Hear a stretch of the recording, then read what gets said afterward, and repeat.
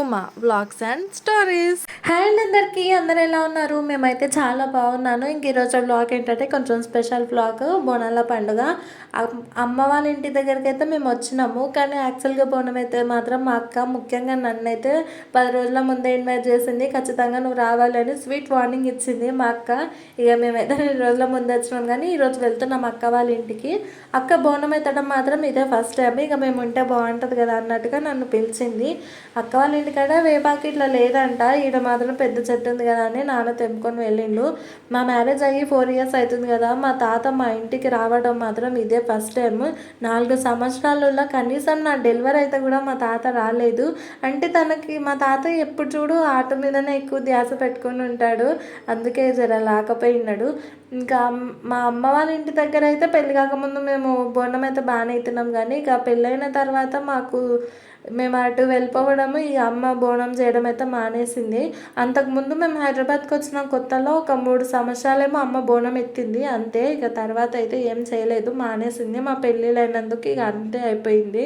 ప్రశాంతంగా ఒక దగ్గర కింద కూర్చొని అమ్మవారిని చేసుకోవాలి, కానీ మా అమ్మకైతే అస్సలు కుదరలేదు. పిల్లలు ఉన్నారు కదా, అందులో అక్క వాళ్ళ ఇల్లు కొంచెం చిన్నగా ఉంది, అది చాలా వరకు అయితే ఇబ్బంది అయ్యింది. పిల్లలు ఇక చెప్తే వినరు కదా, అది తీయడం ఇది తీయడం ఇబ్బంది పెట్టడం ఎందుకులే అని మా అమ్మ ఒక దగ్గర నిలబడి అయితే దేవతను రెడీ చేస్తుంది. ఇంకొకటి ఏంటంటే మా అక్క ఫస్ట్ టైం బోనం ఎత్తుతుంది కదా, అందులో చాలా ఇయర్స్ అయింది అమ్మ ఇంతకు ముందు చేయడం చూడటము. అందుకే ఇక ఈసారి అక్కకి కూడా అమ్మనే బోనం తయారు చేస్తుంది. మా వర్షం అయితే ఫుల్గా సర్ప్రైజ్ అయిపోయింది మేము అందరం వెళ్ళేసరికి వాళ్ళ ఇంటికి. అంటే ఎప్పుడు అందరం ఇట్లా అమ్మమ్మ తాత అయితే ఫస్ట్ టైము అక్క వాళ్ళ ఇంటికి అయితే రావటము. నేను ఇంతకు ముందు వచ్చినా కానీ అమ్మమ్మ తాత అయితే ఎప్పుడు రాలేదు. ముఖ్యంగా మా అమ్మమ్మ మాత్రం అక్క కొరకే వచ్చింది అనుకోవాలి. అంటే అక్క ఫస్ట్ టైం కదా ఇట్లా ఇన్వైట్ చేయడము, రావాలి అంటే. ఇంతకు ముందు వచ్చినప్పుడు అమ్మ వాళ్ళ ఇంటికి అక్క చాలాసార్లు అడిగింది, కానీ ఎప్పుడు అమ్మమ్మ అయితే రాలేదు. ఈసారి వచ్చింది కాబట్టి ఇక మా అక్కకు కూడా ఫుల్గా హ్యాపీ. అమ్మ వాళ్ళ ఇంటికి అక్క వాళ్ళ ఇంటికి పెద్ద దూరం ఏమి ఉండదు, పక్కన కాలనీనే. ఒక 10 నిమిషాలు కూడా ఏమి ఉండదు నడుచుకుంటా వెళ్ళి రావడానికి. కానీ నేను అమ్మ వాళ్ళ ఇంటికి ఎన్నిసార్లు వచ్చినా కానీ చాలా వరకు అయితే ఇక్కడనే ఉంటా. అక్క దగ్గరికి వెళ్ళేలోపు ఒక్కసారన్నా వచ్చిపోవడం అయితే కష్టమే. మా నాన్న నన్ను ఎంత పిచ్చిగా చూస్తారో వర్షిణిని కూడా అంతే పిచ్చిగా చూస్తాడు. ముఖ్యంగా చెప్పాలంటే అది వచ్చి నా ప్లేస్ని కొట్టేసినట్టు అయ్యింది. మంచి బోనాల పండుగకి మా అమ్మ పట్టులంగా కుట్టి వేయాలనుకుంటే మా నాన్న కూడా చెప్తే వినకుండా డబ్బులు ఇచ్చి మరి పాపకి షర్ట్ ప్యాంటు కొని ఇచ్చిండు. అనుకోకుండా అక్క వాళ్ళ జూడియోలోనే తీసుకున్నారు, మేము కూడా అనుకోకుండా జూడియోలోనే తీసుకున్నాం. అశ్వత్థామది వర్షిణిది ఇద్దరు సేమ్ బట్టలు అయిపోయినాయి, కాకపోతే సైజెస్ వేరు. అది కూడా మేము వేసేవారికి చూసుకోలేదు. ఇక బోనం మొత్తం తయారు చేసిన తర్వాత అమ్మ అయితే ఇట్లా బియ్యంలో పెడతారు కదా, అట్లా పెట్టి అంటే కింద పెట్టొద్దు అన్నట్టుగా బియ్యంలో పెట్టి తయారు చేస్తుంటారు కదా. మా అశ్వితమ్మకి అయితే తినడానికి మా అక్క వాళ్ళ ఇంట్లో అయితే బాగానే దాన ఉంటుంది, కట్ల పెట్టేసి ఇంకా పాప ఒక దగ్గర కూర్చొని తింటుంది. అశ్వితమ్మకి వేసిన పట్టలంగా అయితే అమ్మనే కుట్టింది. ఇంతమందిని నేను అందరినీ వీడియో తీస్తా కదా, ఫోన్ ఇచ్చి నన్ను వీడియో తీయండి అంటే అసలు చాలా వరకు అందరికీ బిజీ అయిపోతుంటారు, నన్ను ఎవరు వీడియో తీయరు. నేను ప్రతిసారి ఇక్కడ ఇట్లా వస్తే అట్లనే కొట్లాడుతాను, నన్ను ఎవరు వీడియో తీయరు, మీరు మాత్రమే తీస్తారు అని. ఇంకా ఏం చేశాను తప్పదు, వాళ్ళు మాత్రం ఖచ్చితంగా పనిలోనే ఉంటారు, నేను మాత్రం ఖచ్చితంగా ఖాళీగానే ఉంటాను. అందుకే అందరినీ నేను వీడియో తీస్తాను. నా కాడికైతే నేను సెల్ఫీ వీడియోనే తీసుకుంటాను. ఈ వీడియో కంప్లీట్గా అలా చూసుకుంటే నన్ను ఎవరు వీడియో తీసింది ఉండదు, నేనే అందరినీ సెల్ఫీ వీడియో తీసిందే ఎక్కువ ఉంటుంది. మా అక్క కొడుకు స్కూటీవి తాళాలు పోగొట్టిండంట, అంటే ఇరగొట్టిండంట. వాడు అట్లా ఎట్లా ఇరగొట్టిండో మాకు అర్థమే కాలేదు.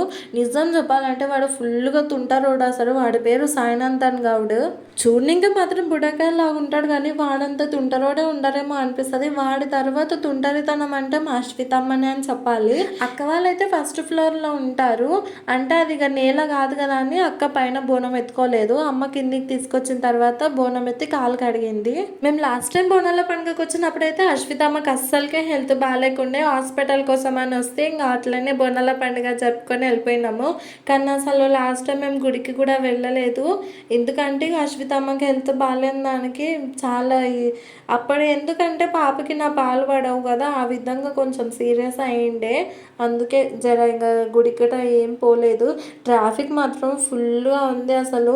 మేము బైక్ కాబట్టి నార్మల్గానే వచ్చేసినాం. నేను మా ఆయన ఇద్దరం బైక్ మీద వచ్చినాము. చాలా తక్కువ మేము ఇద్దరం బైక్ మీద వెళ్ళడం పిల్లలు లేకుండా. అంటే బైకులు కాబట్టి అందరం అయితే నార్మల్గా నార్మల్గానే వచ్చినాము బైక్స్. మా అమ్మ వాళ్ళేమో వెనకాల కార్లో వచ్చిర్రు.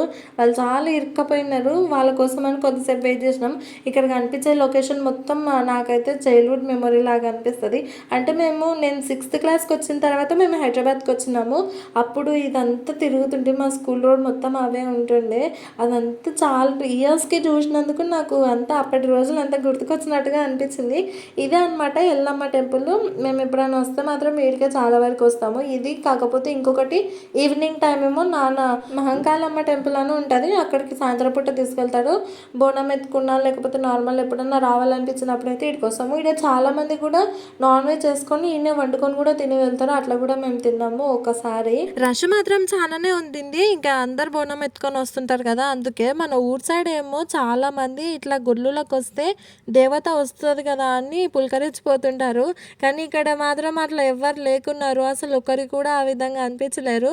మన ఊరు సైడ్ మాత్రము ఒక్కొక్కరు పైన ఎండిపోతుంటారు. అబ్బా, ఇంతమంది జనంలో కూడా మాకు అమ్మవారి దర్శనం మాత్రం చాలా మంచిగా జరిగింది. ఇక గుడి చుట్టూ బోనం మేము తిరిగిన తర్వాత ఇక ఇక్కడైతే బోనం సమర్పిస్తున్నాము.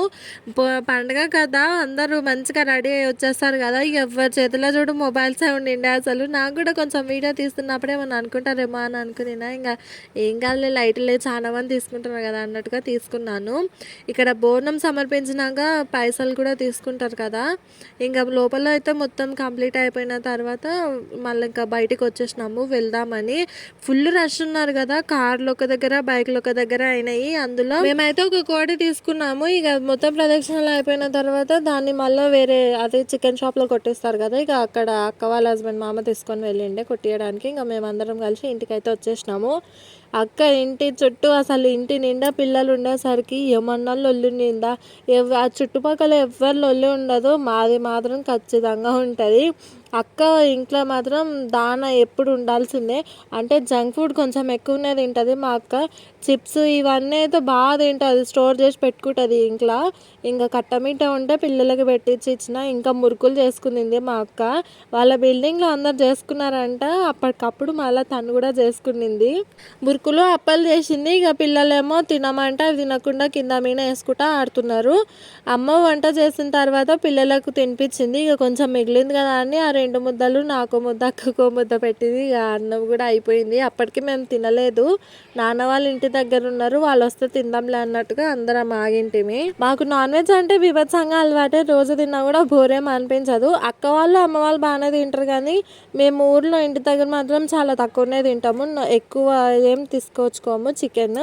ఎప్పుడో అంటే ముఖ్యంగా మాకు బుధవారమే వస్తుంది చికెన్. ఇంకా అట్లా పండగ దాన్ని ముందు రోజు నైట్ మేము కోన్ పెట్టుకున్నాం కదా, అది సేమ్ గోరింటాకు పెట్టుకున్నట్టుగానే పంటింది. మేము పెట్టుకున్నది కరాచీ. మా అక్కకు కూడా అనే తీసుకున్నాం, కానీ మర్చిపోయినాం. మా అక్క అయితే ఫుల్గా తిట్టేసింది మమ్మల్ని, నేను లేకుండా మీరు బాగానే పెట్టుకున్నారులే అని.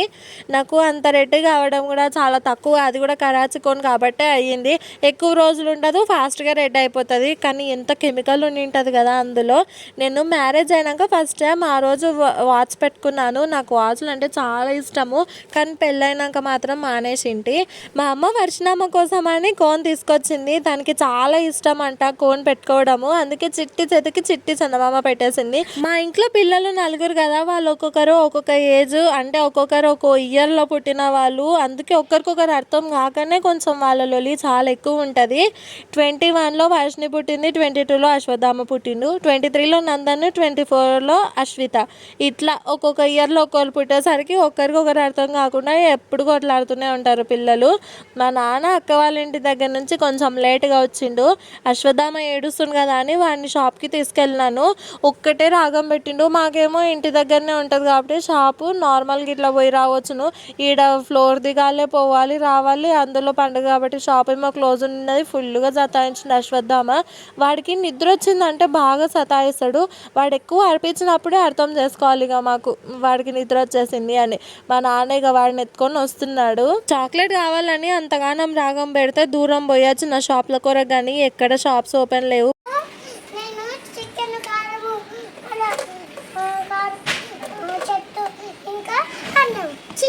ఎవరి కోసం చేస్తున్నావు? నా కోసం చేస్తున్నావా? మరి నాకు కొంచెం కారం ఎక్కువ వేస్తావా? మరి చెయ్యి, వండు తొందరగా, ఆకలి అవుతుంది.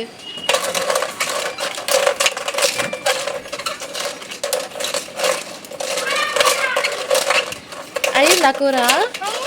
మరి నాకు పెట్టి ఇంకా.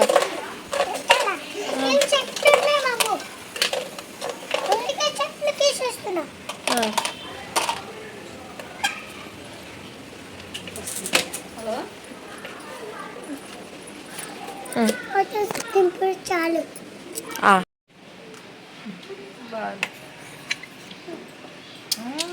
సూపర్ చేసినావు వర్షిని నువ్వు. ఏం చేసినావా? చికెన్ కూర చేసింది కదా. చికెన్